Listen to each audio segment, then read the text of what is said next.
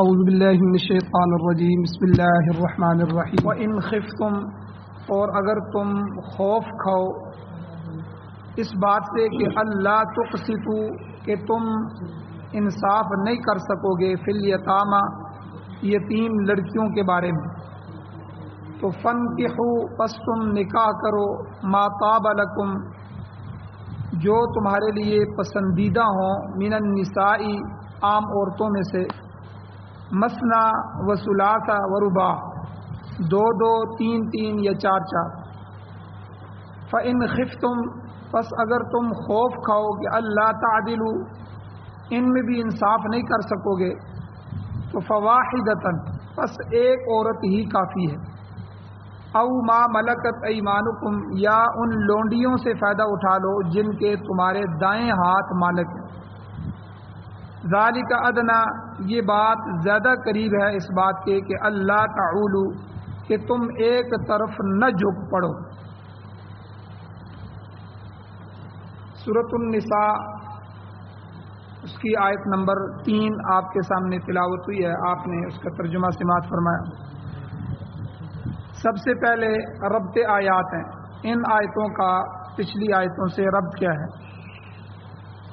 اس صورت کی ابتدا میں اللہ تعالیٰ نے تقوی اختیار کرنے کا حکم دیا، اور تمام انسانوں کا ایک ہی نفس سے، ایک ہی جان سے، یعنی حضرت آدم علیہ السلام سے پیدا کرنے کا اللہ نے ذکر فرمایا۔ پھر اسی ایک نفس سے اس کا جوڑا حضرت اماں حوا رضی اللہ تعالی عنہ، اللہ تعالیٰ نے ان کو پیدا کیا۔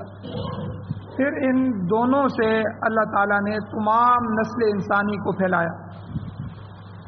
اللہ تعالیٰ نے پھر دوبارہ تقوی اختیار کرنے کا حکم دیا، اور قرابت داروں سے، قریبی رشتہ داروں سے حسن سلوک کرنے کی وصیت فرمائی،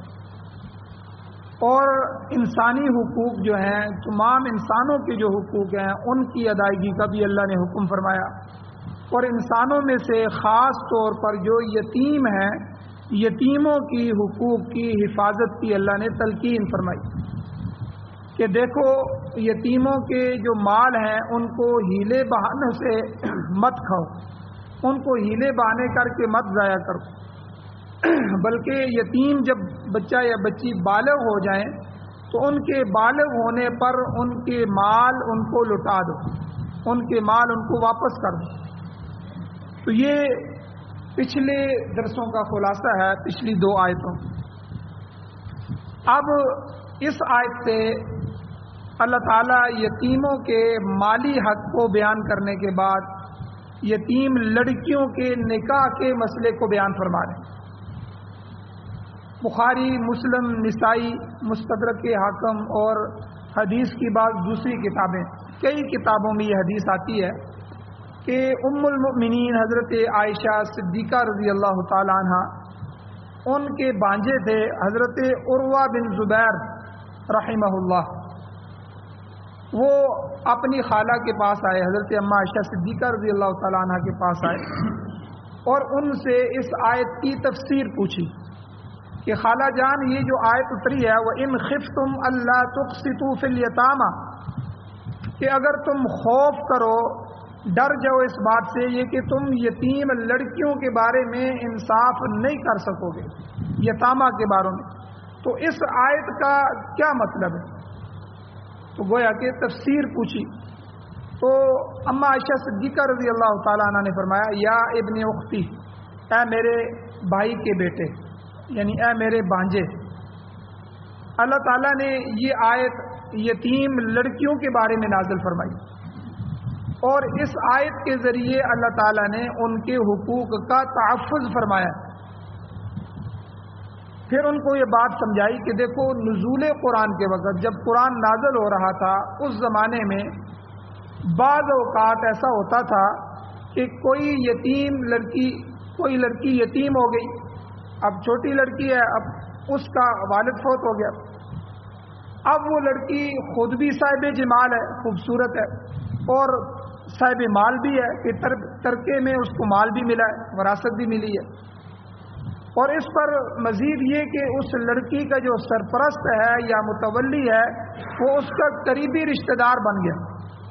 چچا زاد ہے، چچا کا بیٹا ہے، تائی کا بیٹا ہے، یا اور اس طرح پھوپھی کا بیٹا ہے وغیرہ وغیرہ، تو ایسی صورت میں سرپرست اور متولی کی یہ خواہش ہوتی تھی کہ وہ یتیم لڑکی سے خود نکاح کرے۔ اب اس کی نیت یہ ہوتی تھی کہ تاکہ یہ خوبصورت لڑکی مجھے حاصل ہو جائے اور اس کا مال بھی میرے قبضے میں رہے، دونوں چیزیں ہوں، کہ یہ مال جو ہے یہ باہر نہیں جانا چاہیے، لڑکی بھی مل جائے گی، مال بھی میرے قبضے میں رہے گا۔ اب وہ لوگ ان چیزوں کا لالچ تو کر لیتے تھے، مگر کئی گناہ بھی ساتھ کرتے تھے، کئی حقوق بھی ان کے ضائع کرتے تھے، مثلا کہ ان کی حیثیت کے مطابق مہر ان کو نہیں دیتے تھے۔ اب شریعت تو عورت کو مہر دلواتی ہے کہ جو مال عورت کا ہے وہ تو ہے ہی عورت کا، مزید اوپر سے تم اس کا مہر بھی ادا کرو۔ اب جو مہر لکھا جائے گا یا ادا کرو گے موقع پہ ہی تو وہ اس عورت کا حق ہوگا۔ اب یہ اس کی عورت کی اس یتیم لڑکی کی حیثیت کے مطابق اس کا مہر بھی نہیں دیتے تھے اور نہ ہی ان کے ساتھ حسن معاشرت رکھتے تھے، اچھا سلوک بھی نہیں کرتے تھے۔ تو یہ ایک بہت بڑی برائی تھی اور ان کے حقوق کے ضائع کرنا تھا۔ تو اس قباحت کے سد باب کے لیے، اس کو روکنے کے لیے اور اس برائی کو ختم کرنے کے لیے اللہ تعالیٰ نے اس آیت میں منع فرما دی کہ دیکھو اگر تم ایسی لڑکیوں کو پورا مہر نہیں دے سکتے اور ان سے بہتر حسن سلوک بھی روا نہیں رکھ سکتے تو پھر ان خفتم، اگر تم ایسا خوف رکھتے ہو اللہ تقسطوا کہ تم ان فی الیتامى ان یتیم لڑکیوں کے بارے میں یہ انصاف نہیں کر سکو گے تو ان سے نکاح نہ کرو، ان سے نکاح نہ کرو، یہ تمہارے لیے جائز نہیں۔ اب ایک طرف تو یہ ظلم ہوتا تھا اور اس زمانے میں یتیم لڑکیوں سے ایک دوسری زیادتی بھی بسا اوقات کی جاتی تھی کہ مثلا لڑکی اگر صاحب مال ہے اور مال اس کے پاس موجود ہے لیکن صاحب جمال نہیں ہے، خوبصورت نہیں ہے، اب سرپرست جو ہے خود اس سے نکاح کی خواہش تو نہیں رکھتا تھا کہ میں اس کا نکاح نہیں کروں گا، میں خوبصورت نہیں ہے، لیکن مال کی وجہ سے وہ دوسری جگہ بھی اس کا نکاح نہیں کرواتا تھا، تو دوسری جگہ اس کے نکاح کرنے کے لیے بھی پس و پیش کرتا تھا کہ لڑکی کے ساتھ اب اس کے مال سے بھی محروم ہونا پڑے گا۔ تو اللہ تعالیٰ نے ایسی کبھی اور بری حرکت سے بھی منع فرما دیا کیونکہ اس سے یتیم لڑکیوں کی حق تلفی ہوتی۔ اب یاد رکھیں اسی آیت سے یہ مسئلہ بھی نکلتا ہے کہ جو بھائی اب اپنے والد کے فوت ہونے کے بعد اپنے بہنوں کا ذمہ دار ہوتا ہے، اگر وہ بہنوں کی وراثت کی منتقلی کی وجہ سے کہ میں نے اگر بہن کا نکاح کروایا تو یہ جو ہے مال اور یہ زمین اور یہ جائیداد دوسری جگہ چلی جائے گی، اب وہ بہنوں کو بٹھائے رکھتا ہے، بہنوں کو بٹھائے رکھتا ہے، تو یہ بھی ظلم ہے، یہ برائی ہے، اللہ کے ہاں بہت بڑا گناہ ہے۔ اور پھر اس کے علاوہ یتیم لڑکی ہو، یتیم لڑکیوں کے ساتھ ایسا کیا جائے کہ خود بھی نکاح نہ کرے اور خود نکاح کرے تو حق مہر بھی نہ دے اور اس کے ساتھ اس نے سلوک بھی نہ رکھے،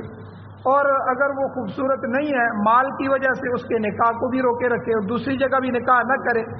تو یہ ظلم در ظلم ہے جو ان لڑکیوں کے ساتھ۔ تو اس یتیم لڑکیوں کے ان حقوق کے اللہ نے تحفظ فرمایا ہے اور اس کی جو ان کی جو حق تلفی ہو رہی ہے اس سے منع فرمایا۔ تو اس لیے اللہ نے فرمایا وَإِنْ خِفْتُمْ، اے ایمان والو اگر تم خوف ہو اللہ تقسطوا فی الیتامى کہ تم نکاح کر کے یتیم لڑکیوں کے ساتھ اس میں ان کے ساتھ انصاف نہیں کر سکو گے تو تم نکاح نہ کرو، تمہارے لیے جائز نہیں۔ اب یا اللہ پھر ہم کیا کریں؟ اللہ نے فرمایا کہ فَانْكِحُوا مَا طَابَ لَكُم مِّنَ النِّسَاءِ، کہ اگر تمہیں یہ خوف ہو کہ تم ان کے بارے میں انصاف کے تقاضے پورے نہیں کر سکو گے تو پھر تم عام عورتوں میں سے کسی سے نکاح کرو۔ فَانْكِحُوا مَا طَابَ لَكُم مِّنَ النِّسَاءِ، جو بھی عام عورتوں میں سے تمہیں پسند ہیں، جس طرح عام لوگ نکاح کرتے ہیں عام گھرانوں میں عام خاندانوں میں، تو کتنے نکاح کر سکتے ہیں؟ مثنیٰ و ثلاث و رباع،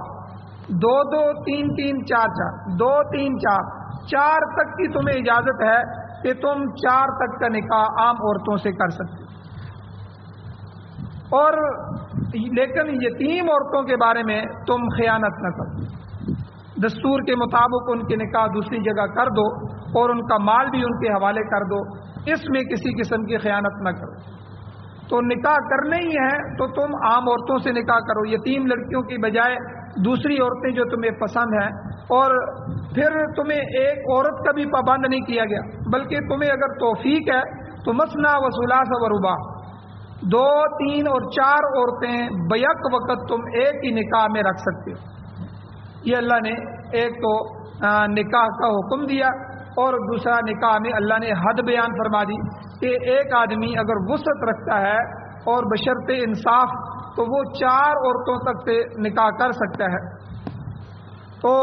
اگر تم مالی طور پہ مضبوط ہو، جسمانی لحاظ سے مضبوط ہو، تو 4 عورتوں تک نکاح کر سکتے ہو، اللہ تعالیٰ نے اجازت فرما دی۔ علماء نے لکھا ہے کہ فطرت کے اعتبار سے انسان 3 قسم کے ہوتے ہیں۔ ایک ادنا درجے کے ہوتے ہیں کہ جن میں قوت باہ معمولی قسم کی ہوتی ہے، وہ ہمیشہ ایک ہی بیوی پر اکتفا کرتے ہیں،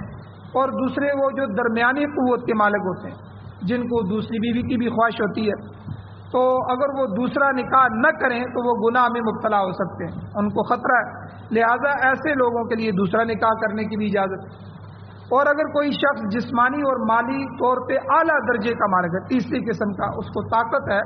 اور حق اور انصاف کے تقاضے بھی پورے کر سکتا ہے، تو پھر اسے 3 اور 4 تک کی نکاح کرنے کی بھی اجازت ہے،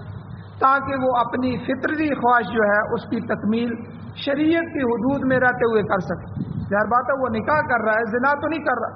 اگر نکاح نہیں کرے گا تو زنا کے اندر مبتلا ہوگا، تو اس لیے شریعت نے زنا کے راستوں کو بند کرنے کے لیے 4 تک نکاحوں کی اجازت دی ہے، 4 بیویاں رکھنے کی بھی اجازت دی ہے، لیکن اس میں انصاف شرط ہے، عدل اور انصاف شرط ہے۔ تو اس میں بھی اللہ تعالیٰ نے آگے فرما دیا کہ جیسے ہمارے معاشرے میں دیکھیں کئی قومیں ایسی ہیں، جیسے عرب ہیں یا پختون ہیں، ہمارے پنجابیوں میں تو ایک نکاح بھی ہو جائے تو وہ بھی بہت مشکل ہوتا ہے، پھر دوسرے بیٹے کی فکر میں لگ جاتے ہیں، لیکن بعض معاشروں میں نکاح کو آسان کیا گیا ہے۔ ان کو پتہ ہے کہ ہمارے معاشرے میں عورت مردوں سے زیادہ ہے، دنیا میں عورتوں کی پیدائش، لڑکیوں کی پیدائش لڑکوں کے مقابلے میں زیادہ ہے۔ یہ بھی اللہ کی طرف سے ایک فطرت کی طرف سے قانون ہے کہ مرد 2 نکاح کرے، 3 نکاح کرے، 4 نکاح کرے، پھر عورت جو ہے وہ بیوہ بھی ہو جاتی ہے۔ کتنی عورتیں ہیں جن کو طلاق بھی ہو جاتی ہے، مطلقہ ہوتی ہیں، گھروں میں بیٹھی ہوتی ہیں، پھر جو ہے بیوہ بھی ہو جاتی ہیں، خاوند فوت ہو جاتے ہیں، پھر معاشرے میں کوئی دوسرے نکاح کے لیے تیار نہیں ہوتا۔ تو اس لیے اللہ تعالیٰ نے کئی نکاح کرنے کی اجازت دی کہ مرد جو ہے تاکہ کوئی عورت جو ہے بغیر نکاح کے گھر میں نہ بیٹھی رہے، معاشرے کے اندر بگاڑ پیدا نہ ہو۔ اب عربوں کی عادت ہے، عربوں میں اللہ تعالیٰ نے ان کو مال دیا ہے تو وہ 2 نکاح بھی کرتے ہیں، 3 بھی کرتے ہیں، 4 نکاح بھی کرتے ہیں، گٹھے رہتے ہیں، تو اس سے معاشرہ بھی مینٹین رہتا ہے، اس میں بھی برابری ہوتی ہے۔ تو بہرحال اس میں انصاف شرط ہے، تو اللہ تعالیٰ نے فرمایا کہ اگر تم جو ہے انصاف اور حق کے تقاضے پورے کر سکتے ہو تو پھر تمہیں اجازت ہے کہ 2 سے 3 سے 4 سے کسی نکاح کر سکتے ہو، لیکن بیک وقت 4 عورتوں سے نکاح کی اجازت کو اللہ تعالیٰ نے انصاف کے ساتھ مشروط کیا ہے، شرط انصاف لگائی ہے۔ آگے اللہ نے فرمایا وَإِنْ خِفْتُمْ، اگر تم ان کے بارے میں بھی خوف کرو، اللہ تعدلوا کہ تم ان میں بھی عدل نہیں کر سکو گے،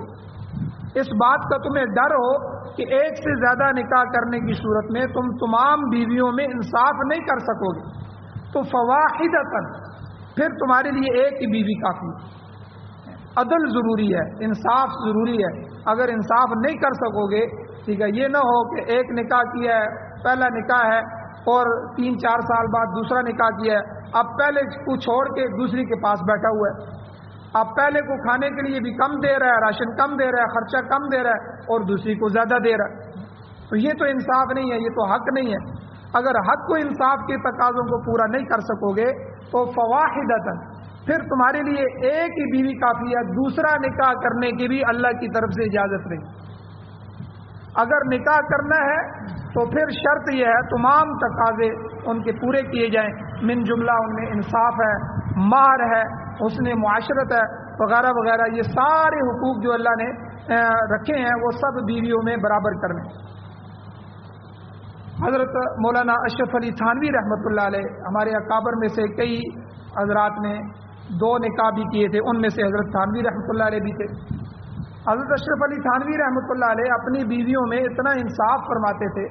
حتیٰ کہ شریعت نے باری میں بھی انصاف کیا ہے۔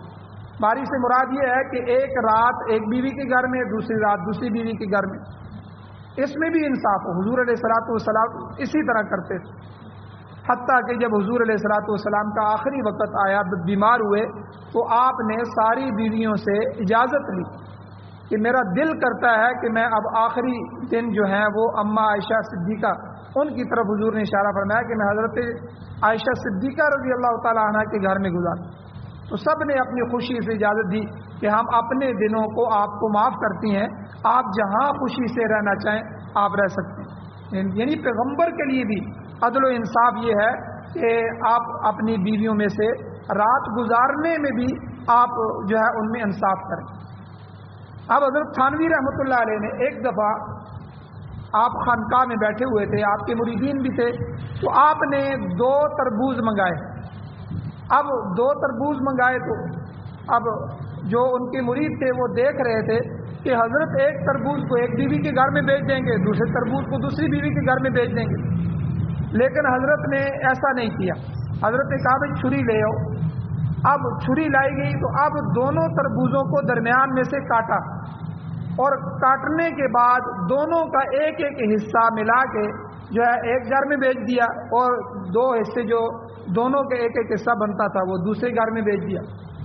اب وہ شاگرد اور مرید جو تھے وہ بڑے حیران ہوئے، انہوں نے کہا کہ حضرت آپ نے اتنا تکلف کیا کہ آپ نے ان دونوں کو کاٹ کے آپ ایک تربوز ادھر بیچ دیتے، ایک تربوز دوسرے گھر میں بیچ دیتے۔ تو حضرت نے فرمایا کہ اگر ایک تربوز لال نکل آتا اور دوسرا سفید نکل آتا، ایک زیادہ میٹھا نکلتا اور دوسرا کم نکلتا، تو کل اللہ کے ہاں میں مجرم ہو جاتا۔ یہ بھی انصاف کے خلاف ہے، اس لیے میں نے دونوں کو کاٹ دیا ہے کہ دونوں کے حصے چاہے جیسا میٹھا ہو اور پھیکا ہو یا سفید ہو یا لال ہو، جیسا بھی ہوگا وہ دونوں میں انصاف کے برابر جائے۔ آپ اندازہ لگائیں اتنا انصاف، یہ تقوی کی علامت ہے۔ اتنا، اگر 2 شادیاں کرنی ہے، 3 کرنی ہے، 4 کرنی ہے، شریعت نے اجازت تو دے دی ہے، لیکن اس میں عدل، انصاف اور حق شرط ہے۔ اگر حق، عدل اور انصاف کے تقاضے پورے نہیں کر سکتے تو اللہ نے فرمایا فواحدۃ، پھر ایک ہی کافی ہے، ایک ہی کے ساتھ انصاف کر لو، وہی کافی ہے۔ اور ایک بیوی اگر آپ کی ہے تو اس کے ساتھ اب اگر آپ دوسری شادی بھی نہیں کر سکتے کیونکہ آپ کو پتہ ہے انصاف نہیں کر سکوں گا، تو پھر کیا کر سکتے ہیں؟ اللہ نے فرمایا تو ایک بیوی کی صورت میں تم بیوی کے علاوہ اپنی نفسانی خواہشات پورا کرنا چاہتے ہو تو او ما ملکت ایمانکم، ان لونڈیوں سے بھی پورا کر سکتے ہو جو تمہاری ملکیت میں ہے۔ تو لونڈیوں سے نکاح کی بھی ضرورت نہیں ہے۔ اس وقت جو غلام عورتیں ہوتی تھیں، لونڈیاں ہوتی تھیں، ان سے نکاح کی بھی ضرورت، وہ تمہاری ملکیت ہے، تم ان کے مالک ہو، تو اگر ایسا ہے تو پھر تم ان سے بھی فائدہ اٹھا سکتے ہو۔ اگر اس کا نکاح دوسری جگہ کر دیا، آپ نے لونڈی کا نکاح کر دیا کسی دوسرے کے ساتھ، پھر آپ فائدہ نہیں اٹھا سکتے۔ اگر اس کا نکاح دوسری جگہ نہیں ہے تو وہ آپ کی غلام عورت ہے، آپ کی لونڈی ہے، آپ اس سے فائدہ اٹھا سکتے ہیں۔ تو اگر دوسری جگہ نکاح کیا ہے تو صرف خدمت لے سکتے ہیں، کیونکہ آپ مالک ہیں، ابھی تک آپ نے اس کو آزاد نہیں کیا، صرف نکاح کیا ہے، خدمت لینے کے مجاز۔ تو بہرحال اللہ تعالیٰ نے ایک مسلمان امتی کے لیے بیک وقت 4 عورتوں سے نکاح کی بھی یہاں اجازت فرما دی ہے، بشرطے کہ ایسا شخص بیویوں کے درمیان انصاف کر سکے۔ اب انصاف کیا ہے اس کی تفصیل آگے آئے گی انشاءاللہ۔ اور اس سے مراد کیا ہے؟ مکان برابر دیں، دونوں عورتوں کے مکان ایک جیسے ہوں، لباس ان کو آپ ایک جیسا خرید کے دیں۔ جب آپ بازار سے جوڑے لیں، یہ نہیں ہو کہ ایک کے لیے تو آپ 3000 کا جوڑا لے رہے ہیں اور دوسری کے لیے 1500 کا جوڑا لے رہے ہیں، نہیں، اس میں بھی انصاف ہو، لباس میں بھی۔ اور یہ بھی نہیں ہے کہ آپ ایک عورت کو ہر تیسرے مہینے جو ہے وہ ایک جوڑا لے کے دے رہے ہیں اور دوسری بیچاری پورا سال ترس رہی ہے۔ تو اسی طرح خوراک کے معاملے میں بھی انصاف، مکان میں بھی انصاف ہو، لباس میں بھی انصاف ہو، خوراک میں بھی انصاف۔ یہ نہیں ہے کہ ایک کو آپ 20-30 ہزار روپے کا راشن ڈال کے دے رہے ہیں اور دوسرے کو 10,000 کا خرچہ بھی نہیں دے رہے۔ اسی طرح مہر میں بھی انصاف ہو، ایک کا مہر آپ نے 3 لاکھ رکھا ہے اور دوسرے کا مہر جو ہے وہ آپ 1 لاکھ رکھنے کے لیے بھی تیار نہیں۔ اسی طرح لین دین میں بھی انصاف ہو، جو کچھ بھی آپ نے لینا دینا ہے، ہدیہ دینا ہے، ویسے ہی کوئی چیز دینی ہے تو دونوں کو دو اور برابر دو، ایک ہی قیمت کی دو۔ اسی طرح شب باشی میں، رات گزارنے میں، اب رات گزارنے میں انصاف ضروری ہے، ہم بستری میں انصاف ضروری نہیں ہے، وہ تو طبیعت کی بات ہوتی ہے کہ کسی وقت طبیعت ہے تو ٹھیک ہے، نہیں ہے تو نہیں ہے۔ یاد رکھیں یہ اس پر شریعت نے مجبور نہیں کیا، رات گزارنے میں انصاف ضروری ہے۔ آپ رات ایک کے پاس گزاریں، پھر دوسری رات دوسرے کے پاس گزاریں، پھر وہ پہلی کے پاس، پھر دوسرے کے پاس، اگر 3 4 ہیں تو آپ نے ایک رات سب کے پاس گزارنی۔ اس میں بھی مساوات کا قیام ضروری ہے، تو یہ سارا انصاف ہے، آگے اس کی مکمل تفصیل آئے گی۔ تو لیکن یہ انصاف رات گزارنے میں ہے، جیسے میں نے ذکر کیا ہے، جماع کے اندر اور ہم بستری میں نہیں ہے، وہ دلی رغبت کا ہونا اس کے لیے ضروری ہے۔ یہ غیر اختیاری چیز ہے، غیر اختیاری چیز میں شریعت کسی کو دباؤ میں نہیں لاتی۔ اب بیویاں 2 ہیں، ان میں سے ایک سے محبت زیادہ ہے، اس میں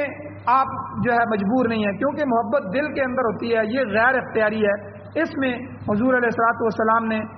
جو ہے خود فرمایا کہ مجھے اماں عائشہ صدیقہ سے بہت محبت ہے،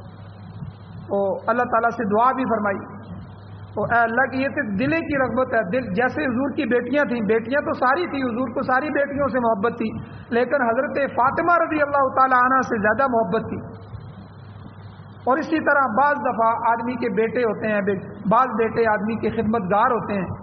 کوئی بیٹا والد کی بہت خدمت کرتا ہے، اس کی طرف دلی محبت زیادہ ہو جاتی ہے، تو اس میں انصاف ضروری نہیں ہے، یہ غیر اختیاری، یہ آپ کے اختیار میں ہے ہی نہیں۔ تو جو چیز اختیار میں نہیں ہے اس میں شریعت نے بھی جبر نہیں کیا، زور نہیں ڈالا، لا یکلف اللہ نفسا الا وسعها، اللہ نے اصول بیان فرما دیا کہ اللہ تعالیٰ کسی نفس کو مکلف نہیں بناتے الا وسعها، مگر اسی چیز کا جو اس کی وسعت میں ہو، جو اس کے اختیار میں ہو۔ تو غیر اختیاری چیزیں جو اختیار میں نہیں ہیں اس کے مکلف نہیں۔ باقی یہ جو میں نے چیزیں بیان کی ہیں، مکان، لباس، خوراک، مہر، لین دین، رات کا گزارنا، شب باشی وغیرہ، اس میں انصاف ضروری ہے۔ اب حضور علیہ الصلوۃ والسلام کی ایک حدیث بھی سن لیں۔ حضور علیہ الصلوۃ والسلام نے فرمایا کہ اگر کوئی ایک شخص ایک سے زیادہ بیویوں سے نکاح کرتا ہے اور نکاح کرنے کے بعد پھر وہ ان میں انصاف نہیں رکھ سکتا، انصاف نہیں کر سکتا، تو حضور نے فرمایا قیامت کے دن ایسا شخص اللہ کے دربار میں ایسی حالت میں پیش ہوگا کہ اس کے آدھے جسم میں فالج ہوگا، آدھا جسم اس کا کام کر رہا ہوگا اور آدھا جسم اس کا گرا ہوا ہوگا، اور اس کے علاوہ وہ سخت عذاب میں مبتلا ہوگا۔ یعنی یہ کوئی عام بات نہیں ہے کہ لوگ کہہ دیتے ہیں جی اسلام نے اجازت دی ہے 2 نکاح کرو، 3 کرو، 4 کرو، ہم کر لیں گے، نہیں، بلکہ سخت شرائط ہے۔ اگر انصاف نہیں کر سکو گے، اگر پہلے ہی آپ سمجھ لیتے ہیں کہ میں انصاف نہیں کر سکوں گا، ہو سکتا ہے میں ایک کی طرف جھک جاؤں اور ان تمام چیزوں میں انصاف نہیں ہو سکے گا، تو فواحدۃ، ایک ہی کافی ہے۔ کیونکہ یہ سخت حدیث ذہن میں رہنی چاہیے کہ حضور نے فرمایا کہ ایسا آدمی جو بیویوں میں انصاف نہیں کر سکے گا، اللہ کے ہاں فالج زدہ ہو کے پیش ہوگا، اس کا جسم لڑک رہا ہوگا اور اللہ کی طرف سے وہ سخت عذاب میں مبتلا ہوگا۔ تو اس لیے یہ چند احکامات تھے جن کو یہاں بیان کیا گیا ہے، چند اور بھی احکامات ہیں انشاءاللہ کل کے درس میں بیان کیے جائیں گے۔ اللہ تعالیٰ سے دعا ہے اللہ ہمیں عمل کی توفیق عطا فرمائے، آمین۔ الحمدللہ رب العالمین والعاقبۃ للمتقین والصلاۃ والسلام علی رسولہ النبی الامی الکریم۔ یا اللہ ہماری کمیوں کو تائیوں کو معاف فرما، درگزر فرمائیے۔ یا اللہ صغیرہ کبیرہ گناہوں کو معاف فرمائیے، رحم اور فضل فرمائیے۔ یا اللہ جتنے بھی پوری دنیا میں مجاہدین ہیں، جہاد کر رہے ہیں، یا اللہ آپ کے دین کے غلبے کے لیے لڑ رہے ہیں، الہ کلمت اللہ کے لیے اپنی جان مال عزت آبرو کو دو پر لگائے ہوئے ہیں، یا اللہ ان سب کی مدد نصرت فرما۔ یا اللہ پوری دنیا میں قرآن و سنت کی حکومتیں نصیب فرما، پوری دنیا میں خلافت اسلامیہ، امارت اسلامیہ، خلافت راشدہ نصیب فرما۔ یا اللہ قرآن و سنت کو بطور آئین، بطور دستور، بطور ضابطۂ حیات نصیب فرما۔ یا اللہ جو ہمارے بھائی اسیر ہیں یا اللہ دشمنوں کی قید میں ہیں، اپنوں کی قید میں ہیں، یا اللہ ان کو باعزت اور باوقار رہائی نصیب فرما، یا اللہ باوقار رہائی نصیب فرما، یا اللہ ہر طرح کے ظلم سے ان کو محفوظ فرما، یا اللہ جو حضرات پریشان حال ہیں ان کی پریشانیوں کو دور فرمائیے، جو بیمار ہیں ان کو شفا عطا فرمائیے، جو مقروض ہیں ان کے قرضوں کے پورا کرنے کے اسباب پیدا فرمائیے، یا اللہ جو حضرات ایمان کی حالت سے اس دنیا سے جا چکے ہیں یا اللہ ان سب کی بخشش فرمائیے، بلند درجات عطا فرمائیے، یا اللہ ہماری دعاؤں کو محض اپنے فضل و کرم سے قبول فرمائیے، یا اللہ جو مانگا ہے وہ بھی عطا فرمائیے، جو نہیں مانگ سکے یا اللہ ہمارے حق میں بہتر ہے بن مانگے عطا فرمائیے۔ صلی اللہ تعالی علی خیر خلقہ محمد وآلہ وصحبہ اجمعین برحمتک یا